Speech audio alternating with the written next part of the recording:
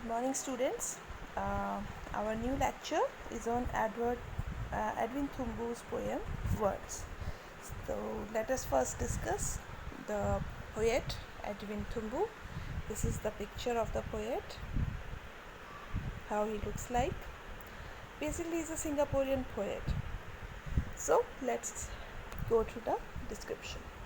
Edwin Nadesan Thumbu is a poet and academic who is regarded as one of the pioneers of English literature in Singapore. Thumbu graduated in English from the University of Malaya in 1956. Although he applied for a position at the university, he was rejected as few locals held academic posts at that time.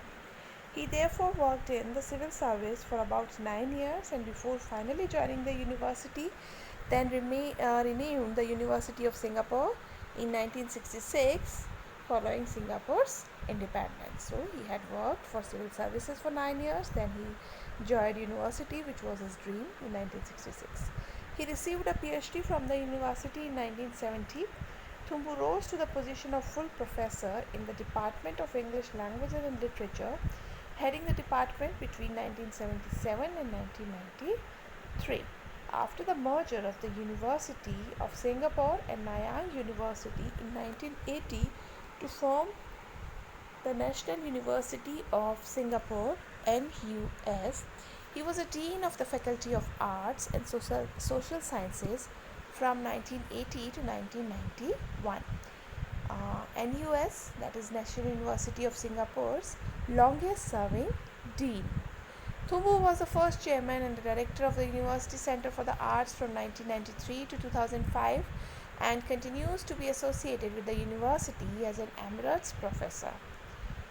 Emeritus is a superannuated professor, a position he has held since retiring from full-time teaching in September 1997. Now let's on to the poetic style of the poet. Thumbu's poetry is inspired by myth and history, and he is often dubbed Singapore's unofficial poet laureate because of his poems with nationalistic themes. A pioneer of local English literature, he compiled and edited some of the first anthologies of English poetry and fiction from Singapore and Malaysia. His own collections of poetry include Rib of Earth 1956, Ulysses by the Marlion 1979 and A Third Map 1993. His latest anthology, A Gathering of Themes, was published in 2018 and his collected works, The Best of Edwin Thumbu, was published in 2012. Thumbu has won the National Book Development Council of Singapore Book Awards for poetry 3 times in 1978, 1980 and 1994. He has also received the inaugural SEA Wright Award 1979, the First Culture Medallion for Literature 1979, the Association of the Southeast Asian Nations ASEAN Asian and Cultural and Communication Award Literature in 1987 and the Raja Rao Award in 2002. He was conferred a Bintang Bhakti Masarikat Public Service Star in 1981 with an additional bar in 1991 and the Pingat Jasa Gamilang Meritorious Services Medal in 2006. So he conceived the first National Poetry Festival for Singapore in 2015. So this is the poet's introduction, all about poet. Now let's move on the poem. Okay, as we have already read that his poetry is inspired by myth and history. Okay, and he has been, but this poem it talks about words. What are the words according we people? When we speak, we use words and words that frame a sentence. But for Thumbu, words are different. What are they? Let's see. Words by Edwin Thumbu. Words. Words are dangerous, especially the simple kind you leave behind for others. Words are dangerous. Yes, words are dangerous. We all agree with it. They are dangerous, especially the simple kind you leave behind for others. Especially the words of simple kind, which do not have need any specification, you do not need any explanation. They are the most dangerous word because you leave the sentence, you leave the words before the people, and now they are free to interrupt at the way as the way they want. For undesirable relatives and assorted purposes, they are understood simply, edited, taken with a kind of air, a careful disregard. For undesirable relatives and assorted purposes. For now these words are to be edited by the relative by the relation in the undesirable ways and assorted purposes and mixed purposes. Okay, you have said something in a very simple manner and people will interrupt it as in another way with mixed purposes. They are understood simply, edited. Simply they are taken and then they are edited, taken with a kind of air, a careful disregard. Oxymoron.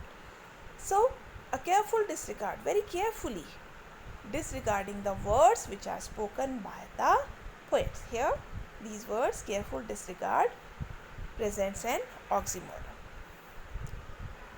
Their plainness complicates, again an oxymoron. Their plainness complicates. The plainness of a word, the simplicity of a word makes it more complicated. How? He will explain further. When you say, tell him please that the anger has come to pass, that the friendship is not maimed, or please to come, but after fever has been put aside. So when you say tell him please, when you pass a message to someone and you say please tell him that the anger has come to pass, the anger you are seeing into me, or when I am angry, this anger has come to pass, this is temporary, or it can be presented into something other way. People may say it that anger had come to pass over the friendship, that friendship is not maimed, friendship is not superficial, or please do come but after the fever has been put aside. Now fever of what? It can be the physical fever, the bodily fever, or fever of something, or fever of like a recent incident happened between two people. Okay, so please do come after the fever has been put aside. So these are the simple words which can be understood differently and edited by the people when they pass on the message. When you mean to be polite, careful, explicit, considerate, circumspect, adopting the proper tone. When you want to be polite, or when you want to be careful, when you want to be exclusive, when you want to be very much considerate, or you talk about the circumstances, adopting the proper tone called as per the occasion. You are likely to be quoted as saying, he won't do that, he is not interested, because you are trying to make yourself polite. People will interrupt it, you are not interested into doing something, or when you are talking according to circumstances, people will misinterpret. So words are neither valid, merciful, nor bad in themselves. So word in itself are nothing. Okay, as we say that words are nothing until we put them into a sentence. So they are neither valid, merciful, nor bad in themselves. Nothing unless used, urged, imported into a dialogue. Unless and until you do not put them into a dialogue, into a conversation, they do not hold any importance in anyone's life. Unless used, urged, imported into dialogue, becoming part anger, part laughter, bruised, adding to the mood and gesture. So, part anger, part of the word show anger, part of them show laughter, part of them are mixed, adding to the mood and gesture, according to the mood and the gesture of the speaker. Words are words, except for thus. Words are words. Words are nothing but the words. But except for us, for we poets, they are not personalities. Words are not personalities for us. What are words? we make them into poets. So for a speaker, word holds a different position. For a listener, the word holds another different position. For the one to the message to whom the message is conveyed, words hold again different position. They are not personalities. We make them into poems. They are not personalities for us. These are the poets which make them persons, which make them personalities throughout the power of their writing poems. So when we speak something, we should be very careful. Like it is a saying that you should be very careful while choosing your words, while choosing your sentences, while choosing your conversation, your dialogues. It may not hurt. It may not hurt to the listener. It may not uh, create any impact for others. So what is it? Okay, they are not personalities into themselves. If I say rascal, to whom I said rascal? Did I say you rascal? Did I say he rascal? But when you listen the word rascal, you can interpret it in various ways. You can say it was used for me. When you will pass on to the message, you can say to the other person that it was used for him or her. So they do not carry any meaning into themselves unless they are imported in our dialogue. Such a rascal he is. So here he becomes the rascal, and it really makes a meaning. So words are words except for us, except for the poets. They are not personalities. We make them into poems. The poets make them personalities when they write poems.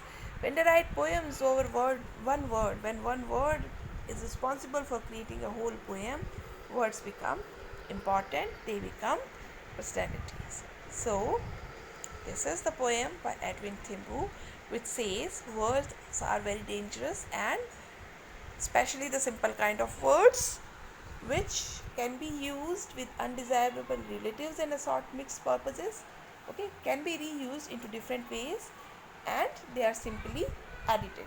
So one must be very careful while passing on to a message, while passing on to a sentence, while saying something to someone. One has to be very much careful. So this is all about the poem. Hope you have understood the concept.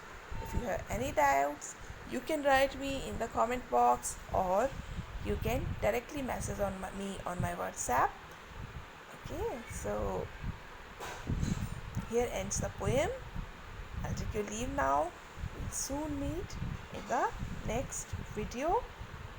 Thank you so much. Bye bye.